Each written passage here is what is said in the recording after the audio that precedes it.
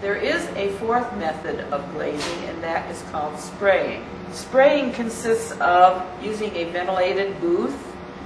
The person who's doing the glazing must wear a mask. You are using sophisticated airbrush equipment, specifically the commercial brands of airbrush equipment. The glaze needs to be very thin and fluid and applied in several coats. A piece of pottery, it's usually done on very large pieces of pottery, and it's a wise idea to dip or pour the inside of a vessel first before glazing it by the spraying method. And then when you're finished spraying, it has sort of a woolly appearance to it. You want to handle it as little as possible because those finger marks may alter the outcome of your finished product. It's also a wise idea to use a product called wax resist on the bottom of the piece of pottery first so that the glaze doesn't stick to that, since usually these pieces are very large that are being sprayed. The wax resist is like liquid candle wax, and it evaporates in the firing process, and you don't see it. It can be used for that, and it can be used for a decorative purpose. Now we're going to be talking about special effects or decorating with glazing. The first method is using that wax resist. It was used not only to keep the foot of the pottery clean so that the glaze doesn't stick to the shelf of the kiln, but it's also used to create this crackle effect that's on this. The wax resist was applied in a random pattern on this particular dish, and then the glaze was applied with its traditional 3 coats after that. It stuck in some places and it resisted in others, and it produced this interesting crackle effect. In this case, that was very definitely a planned part of the design. The next method of decoration I'm going to discuss is called mishima, where you actually take and carve your design into the surface of the clay tile in this case, and then you go back with the glazes or underglazes, which is simply a coloring agent known as an oxide, and those are put into the areas that made up the design and leaving the surface then perfectly clean.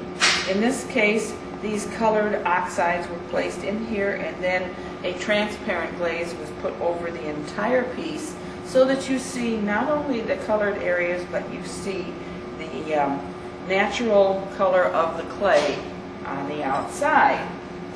Another method of decorating is called slip trailing, and that simply was achieved in this case by taking the underglaze and watering it down so that it was very thin and pouring it in a random pattern over the piece of pottery and letting it stick.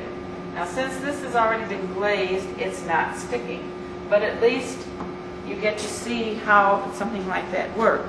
The blue was applied first in a random pattern, and then the other overglaze was placed on top of it so that you see the blue coming through and the pink on top.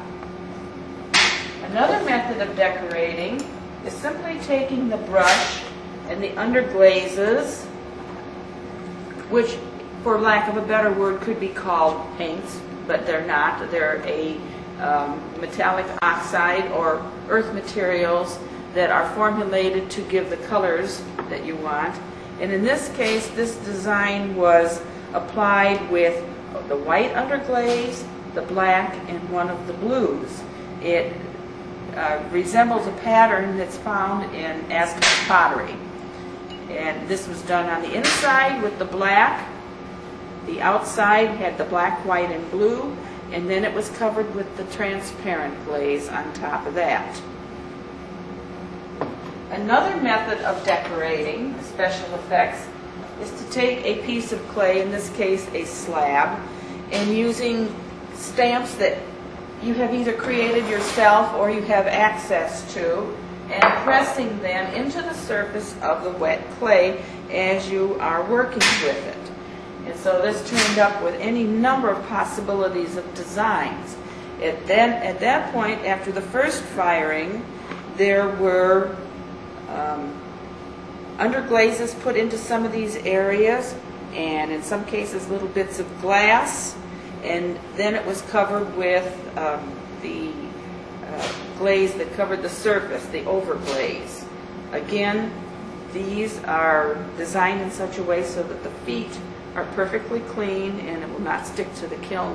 One last method of decorating with glazing is the use of bits of broken colored glass. In this case, clear glass was used. You can use green or brown glass or bits of stained glass pieces from the construction of stained glass windows. The important thing is that this must be applied after the piece of pottery is glazed, so that it's the interaction of the glaze and the glass that makes this special effect. Another important thing is that this can only be used where it is contained within the shape of a bowl or something that has some sort of sides to it, because glass will run. When it is completed, it appears to be very smooth to the touch and the surface, but in fact you see the crystalline structure and the color, not only of the glass, but of the glaze interacting with it. Where it doesn't work well is this sample. This was done on a flat surface. It had nothing on the sides to contain the glaze within the perimeter of that, and so what happened was it ran off the sides onto the kiln shelf and created this type of problem. It had the effect of getting the crackle in it, but it failed in that there was nothing to contain the glass.